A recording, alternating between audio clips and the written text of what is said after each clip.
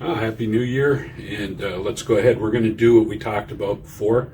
I'm going to run the same type of analysis now. We're going to use motion amplification, which I've set up over here, which of course is the RDI, and then we'll follow that with the ESA and vibration. So we have a direct correlation here. Now I'm going to run them separately because the amount of memory they both take, and hence why I'm doing the recording this way instead of on the computer this time. So let's go ahead and we'll start it up. In the background you'll see the new MDM power quality device. It's a MotorDoc AI monitoring system. So that's connected directly to the cloud, but also has an edge system in it. We've been testing it in here. Plus we have some of the field that we're testing. Kind of cool. So anyways, we're all set. I've set it's 2.61 feet. Set up everything else. We're going to do a 3-second video just because we just need the vibration data. So we're going to go ahead and do that. I've focused it in so we can get a higher frame rate. So we get our speed okay. I'm running at 50 hertz, by the way. So let's go ahead and we'll do the recording. Recording is done. And let's just go ahead and we'll make sure that, yep, there we go. Looks pretty good. So that gives us that data. Now, on the opposite side, we'll go ahead and we'll use the vibration transducers, which are mounted in place. I've got solid underneath those so that we can make sure we have good data. So we'll go ahead and switch this off. And where we've got our data.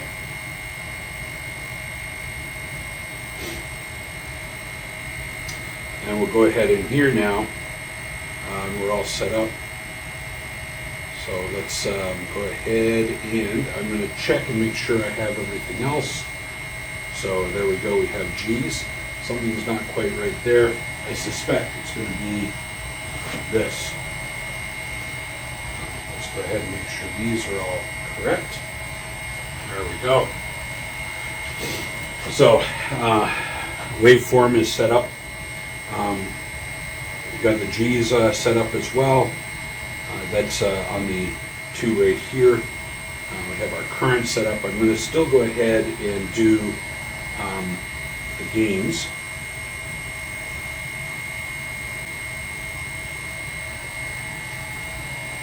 And it'll just bring us in a little closer so we can see everything. Okay. And we've got a pretty good power factor there. So let's go ahead. That's all set. There we go. And we'll go ahead and download this data. So not clear as whether or not I can run both at the same time, but not too worried about that with the motion amplification this. So right now I'm doing ESA and vibration at the same time while I just did the motion amplification. So this one will take about 48 seconds. I only need really about 10 seconds for the vibration, but I can get a little more out of it by going the full 48 seconds, seeing as we're going out to equivalent of 360,000 CPM and about, what is it, 10th of a hertz accuracy for this setting.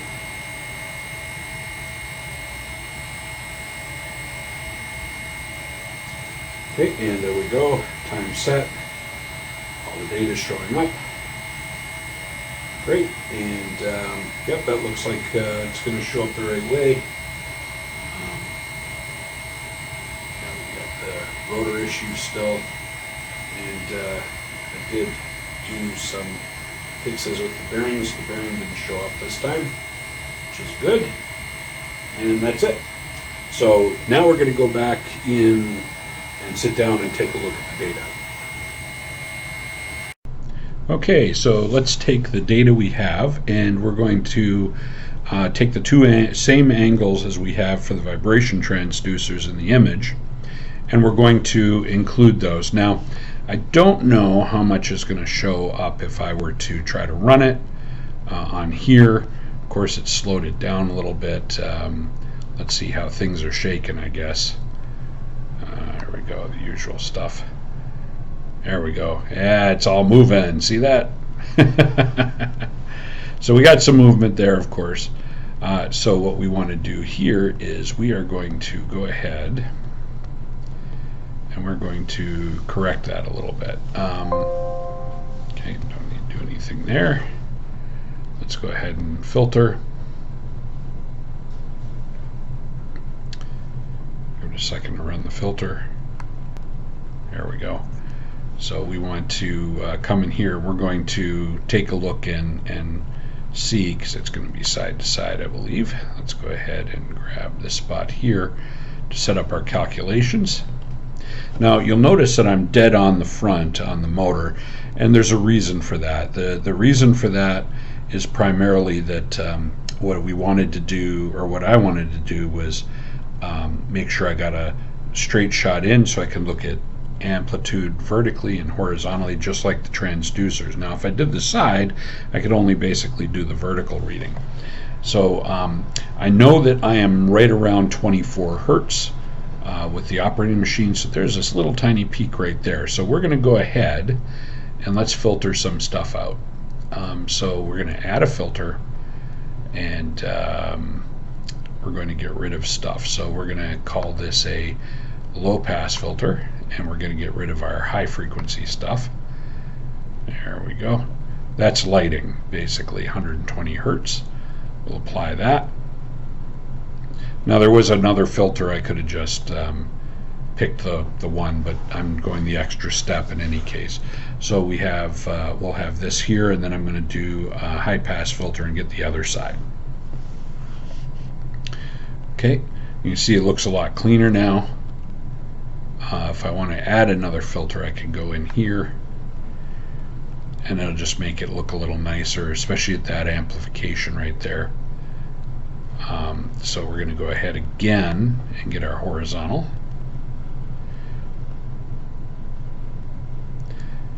Okay, and there we are.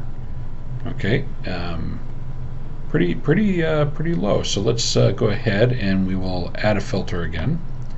This time we're going to go ahead and just do the band pass, which we probably should have done in the first place, but I wanted to see what else was sitting there. So here we go, there and there. So this is the same data we're going to analyze in ESA as well. So get in nice and close here. And then as soon as I get all this together, we'll pause real quickly while I get ready to do the calculations on it, because you're seeing this just as I am. So go ahead and we're set up. Now we'll go ahead and apply it.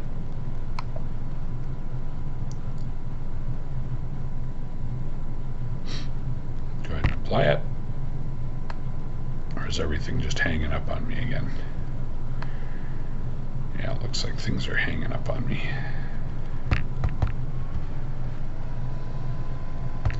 So while we're waiting on there, let's go ahead and we will take a look. You'll notice that I have some peaks right around pole pass frequency. Let's go ahead and take a look at our where we are with vibration and also the kilowatts. And I'll write those down as soon as I get them.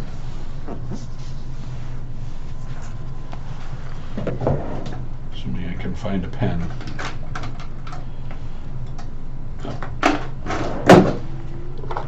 Pencil will do. Okay. So we'll give it a second, because got a lot of things running in the background. As a matter of fact, why don't we do this? We're going to pause real quick.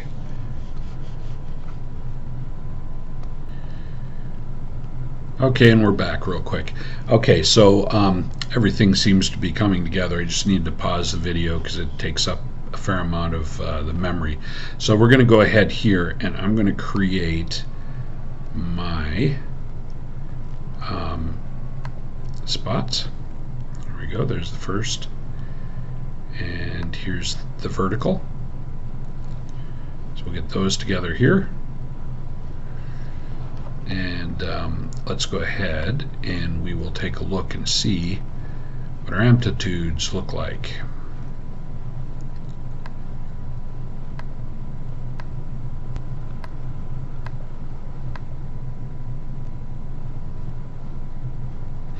Okay. Go and let's go ahead and run this real quick. I just want to see.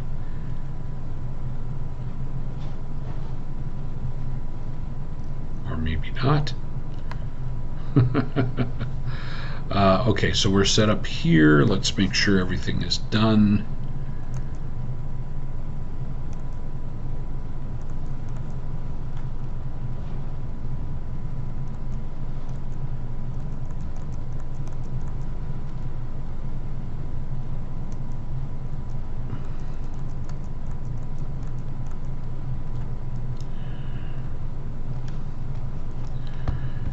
Okay, let's try it again. There we go. So you can see I've exaggerated the movements. You can see that there is movement there. It's rocking, so I suspect that I will be a slight bit of difference between the front and back. Let's go ahead and see if we can turn these into the vectors. There we go. There's our vectors, so we can see where the motion is. You can see it's kind of going, well, rotating a little bit. So, yeah, we'll see how this looks, but mostly it's going horizontal. So we're going to see a majority of it horizontally. So we'll use that as our primary set of data. So let's go ahead now and take a look at what those amplifications, what that amplification is again. And there we are right here. So this is the X, so that would be our horizontal, and that looks to be about 0.004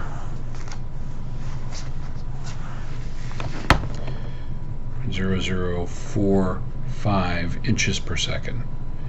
Now, not very high. We knew that. Let's take a look at the Y axis. It's the other one, and look at that, it's about the same. So we're going to say, oh, that's on the side one. So let's go ahead and let's pick our vertical as well then. So we're going to get rid of this. Okay, so we'll just go off the side one. So 0.0045 inches per second. So we've got that now. So we'll come back to that another time. Let's take a look here and take a look at our vibration channels. So let's take a look at vibration and ESA. The other thing we have to do is that. A little bit of inconvenience here, but let's go ahead and get this sorted out. I'm going to get my resolution. I need to get this zoomed in. Okay, and running speed is 24.907 hertz.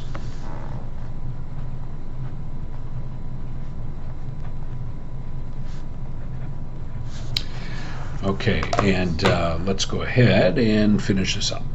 So we're going to go ahead here. I'm going ahead today, aren't I? And let's take a look at the linear spectrum for these.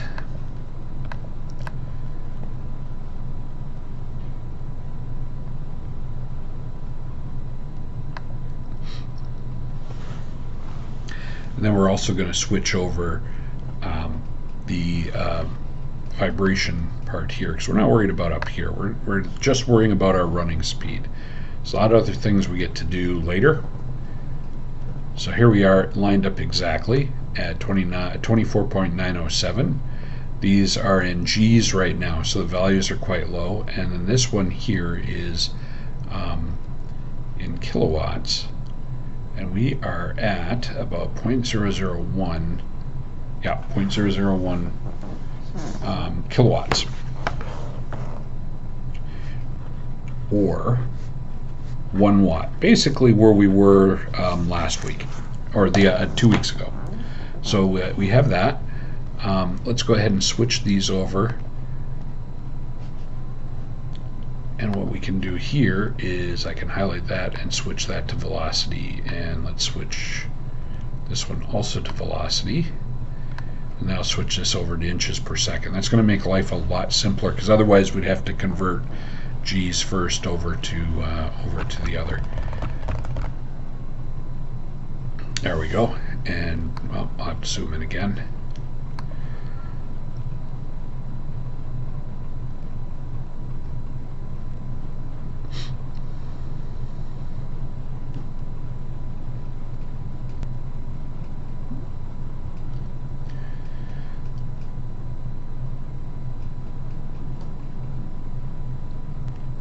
Okay, I'm going to pause.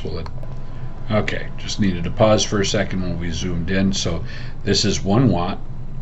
This, which is our horizontal, that is 0.104 inches per second.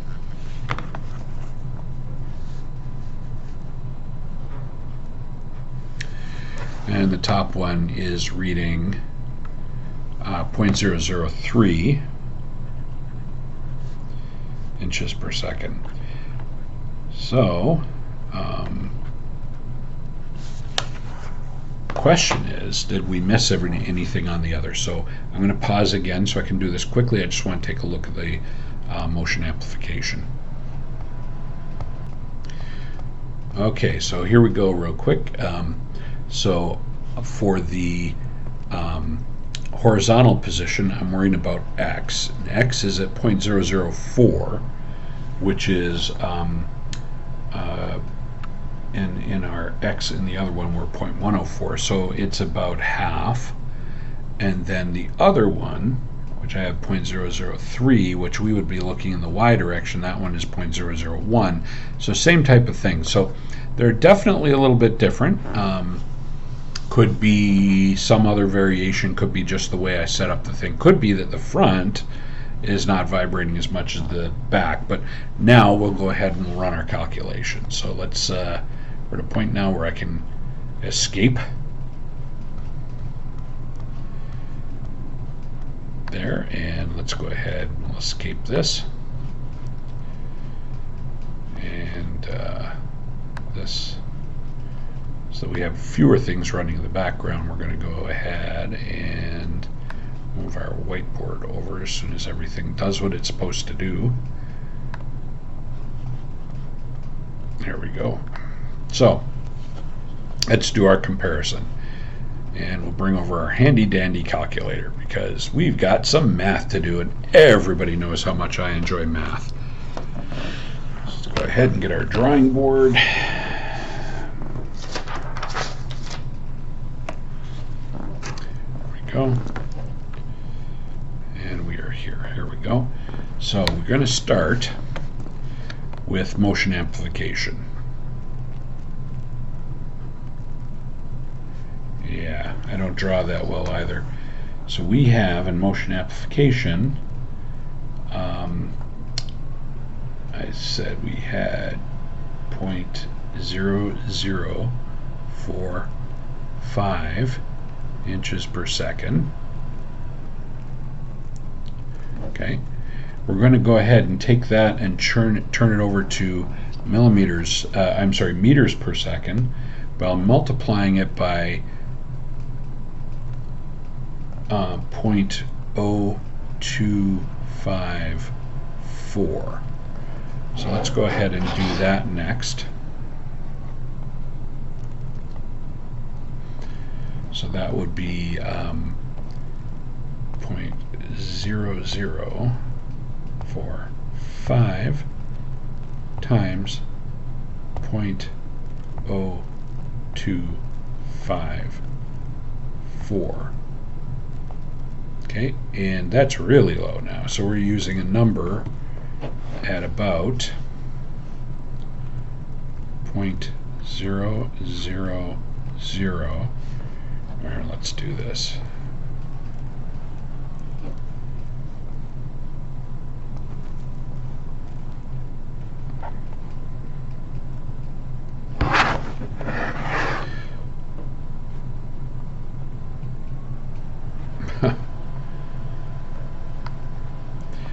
When everything's going to go fun, it goes fun. Okay, so in any case, let's go ahead then. It's back here. 1, 1, 4, 3, and then we'll take that and we're gonna end up squaring it. So let's go ahead and square it. There we go. Even teenier number times the mass. So that's times 10. 10 kilograms times 0.05.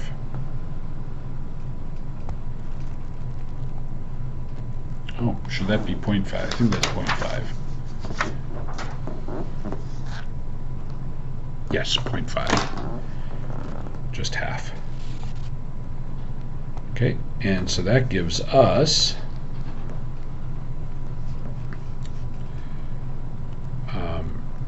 6.53 times 10 to the minus 1, 2, 3, 4, 5, 6, 7, 8. Minus 8. Okay, and then we're going to multiply this number here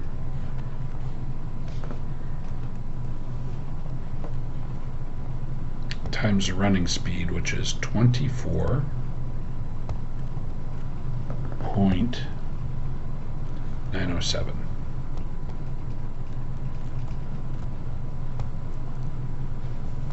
Okay, so that gives me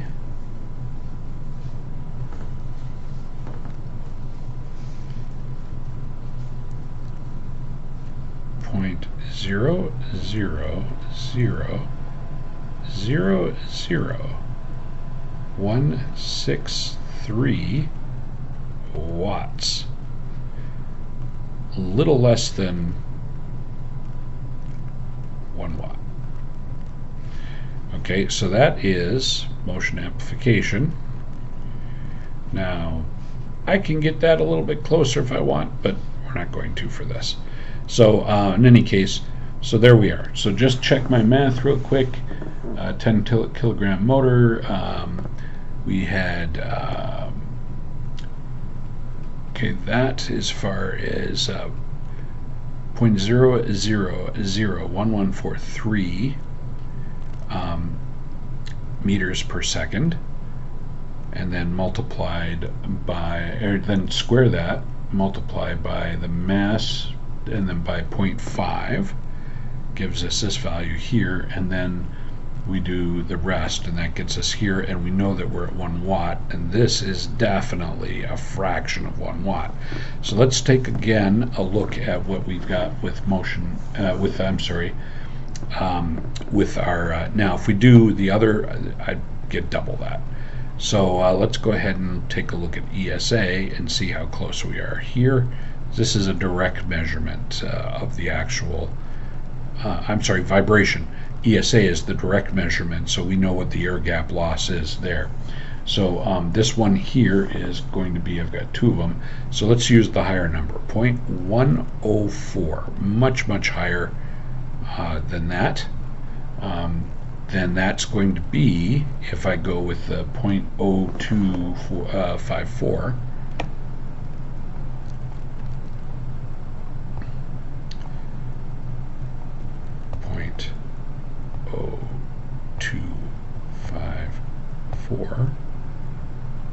times 0.104, and that is equal, much higher number, 0.00264 meters per second.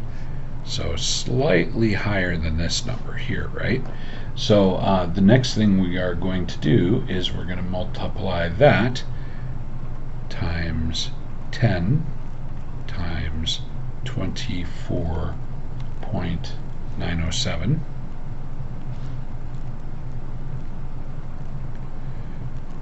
okay, which is our running frequency. Oh, no, we don't do that yet. Sorry, my bad. Times this squared. So we're going to square this first. I made that mistake last week, didn't I? Okay, so square it first. There we go. Then times 0.5.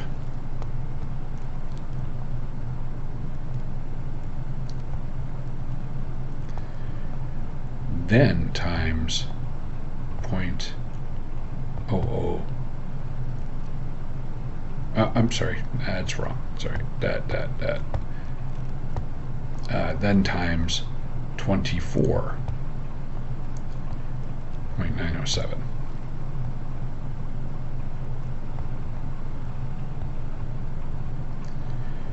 Okay, so that gives me now 0.000869 watts. Now if I take these, even if I go ahead and say, okay, I had a vertical and I had a horizontal, and these are the higher numbers in both cases, right? So we know that this was the higher number here and this was the higher number here. So even if I went ahead and said, okay, I've got a front and a back and I've got a front and a back, that would be a total of 4x these readings. So let's go ahead and say, we'll start with this side here, and we will say times 4.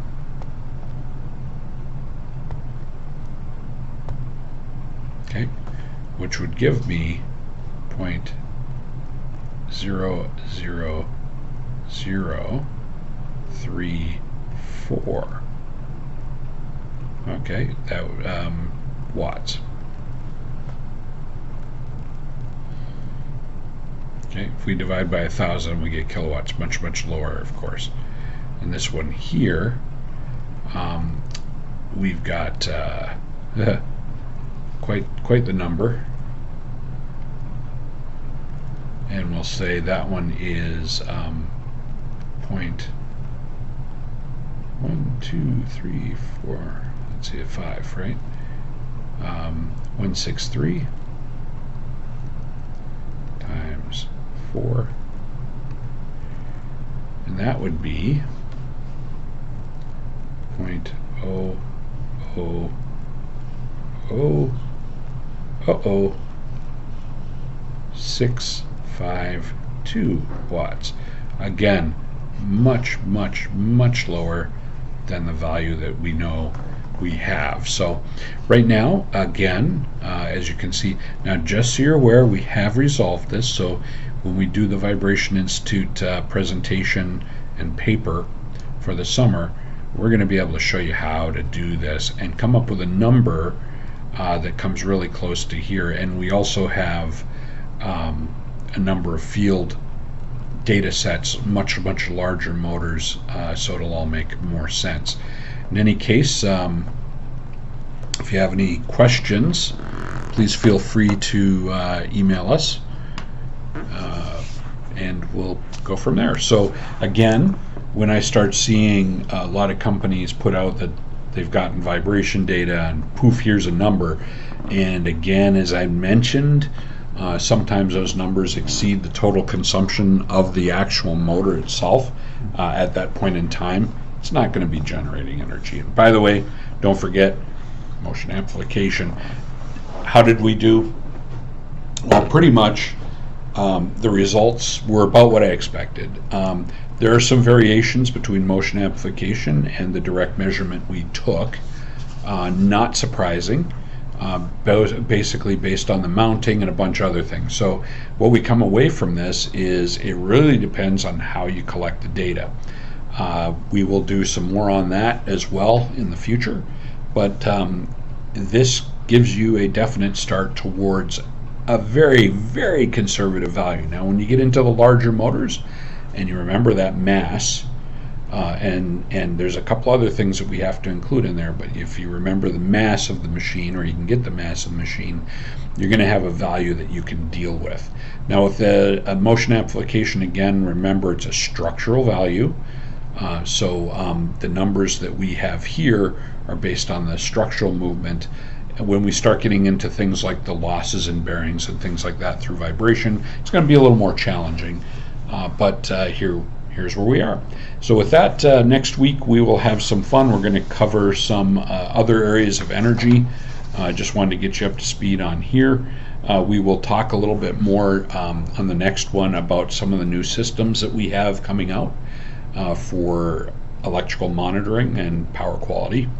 And then we're going to also put in, during that time, we'll talk a little bit more about some other energy systems. With that, have a good day, Happy New Year, and we'll talk more later.